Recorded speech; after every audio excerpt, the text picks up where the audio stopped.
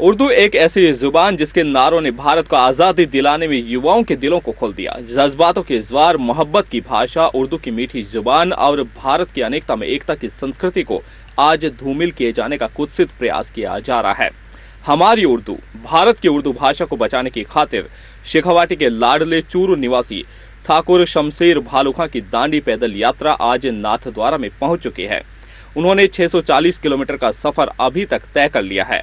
आधे से ज्यादा सफर उनका पूरा हो चुका है, लेकिन मंजिल अभी बाकी है।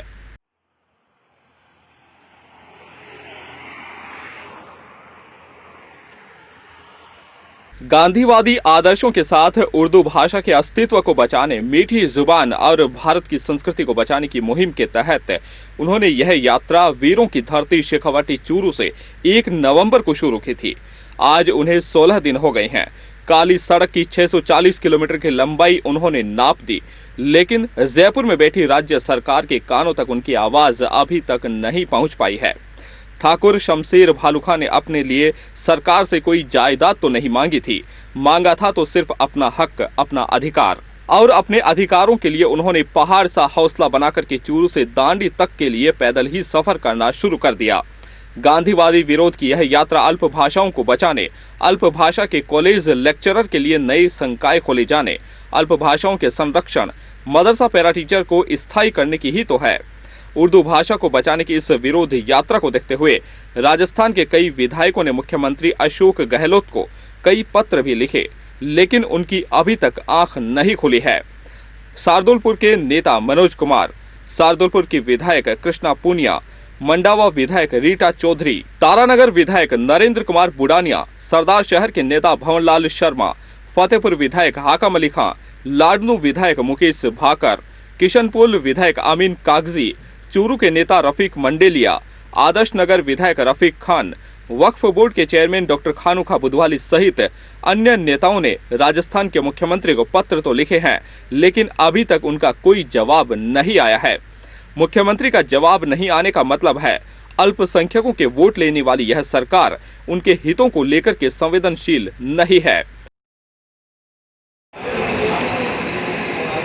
चूरू से चली दांडी यात्रा आज नाथद्वारा के बाहर पहुंच चुकी है और हमने तकरीबन 640 किलोमीटर पार कर लिए हैं और अब 350 किलोमीटर और 400 किलोमीटर के बीच से हमारा रास्ता बचा है।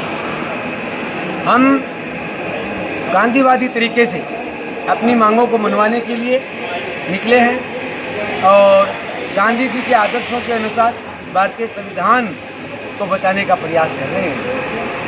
हम भारतीय संविधान के अनुच्छेद 350 ए के अंतर्गत की गई प्रदत्त शक्तियों का प्रयोग करते हुए सरकार अल्प भाषाओं को संरक्षण दे, सुरक्षण दे ये मांग करती है और हमारे जो मदरसा पैरा टीचर हैं उनको स्थायी करने की मांग करते हैं। इसके साथ ही हम सभी कॉलेजों में जो अल्प भाषा के लेक्चरर हैं, नए संकाय खोले जाने हैं, इसकी मांग। हमारा मांग पत्र सरकार को भेजा हुआ है।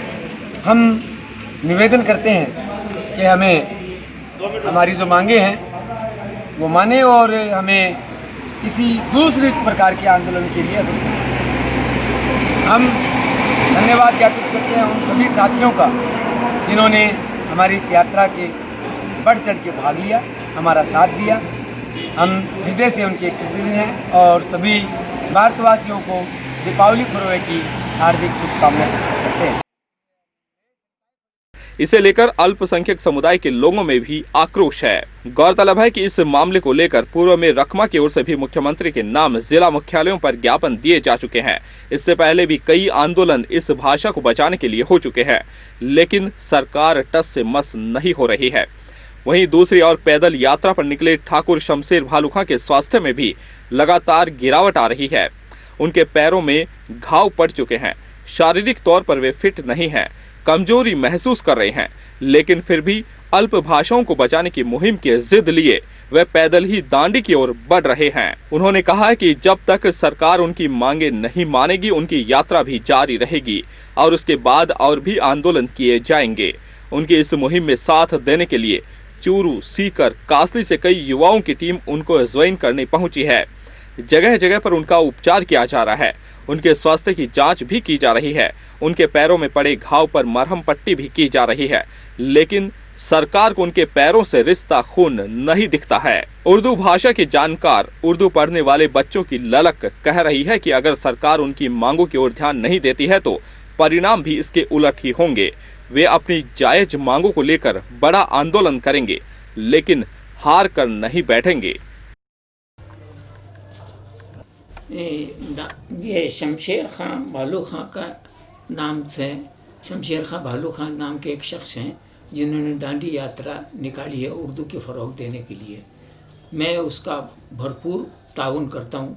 मैं उनकी वाकई तारीफ़ करता हूँ, दिलो जान से उनकी तारीफ़ कर रहा हूँ कि उन्होंने एक ऐसा कोई काम उठाया है इस ज़माने में जिस ज़माने में लोग सोए हुए हैं।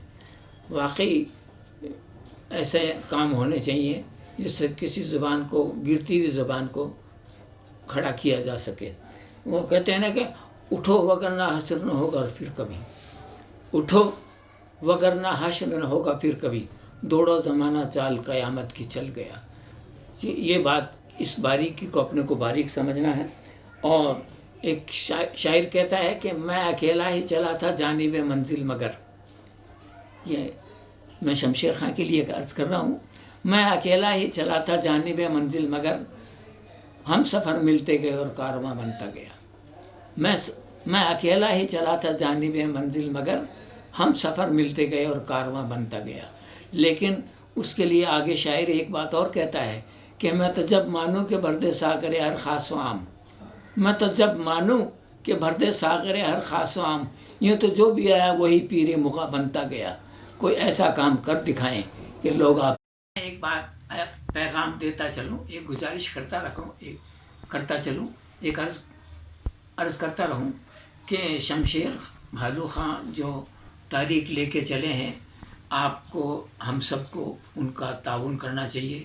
उनका शाना ब शाना, कंधे से कंधा मिलाकर, उनका कदम से कदम मिलाकर उनको फ़रोग़ देना चाहिए, उनका हौसला अफजाई करनी चाहिए। यही, क्योंकि जो आदमी काम अच्छा कर रहा हो उसको ताउन करना एक इंसानी फ़र्ज़ भी हो जाता है, उसकी हिम्मत अफजाई होती है। खुदा करे उनका ये तहरीक पूरी हो और जो मदरसों में और अंग्रेज़ी गवर्नमेंट के स्कूलों में जो उर्दू की तालीम के लिए सरकार को भी कोशिश करनी चाहिए। सरकार जहाँ कहीं भी उर्दू की डिमांड हो, मैंने कहा ना कि जैसे 40 लड़के स्कूल में हों तो पूरी स्कूल में उर्दू लागू होती है, और 10 लड़के अगर किसी क्लास में हों तो पूरी क्लास में उर्दू के 10 लड़कों के लिए अलग से वो मजमून चालू कर दिया जाना चाहिए। मैं उम्मीद करता हूँ कि लोग मेरी बात को वज़न देंगे और इसमें इस बात का फ़िक्र करेंगे कि ये ज़बान दफन न होने पावे, इसको बचा लीजिए। आज सब लोग भी, चाहे वो गैर मुस्लिम है, चाहे मुस्लिम हो, चाहे दूसरे मज़ाहिब के लोग हों, वो उर्दू को बहुत फ़रोग़ देते हैं। और आप अपन देखें तो भी रोज़मर्रा की ज़बान में भी बहुत अच्छे ऐसे अल्फाज हैं जो उर्दू के हैं और लोग उसे बहुत अच्छी तरह से अपनाते हैं और बोलते हैं।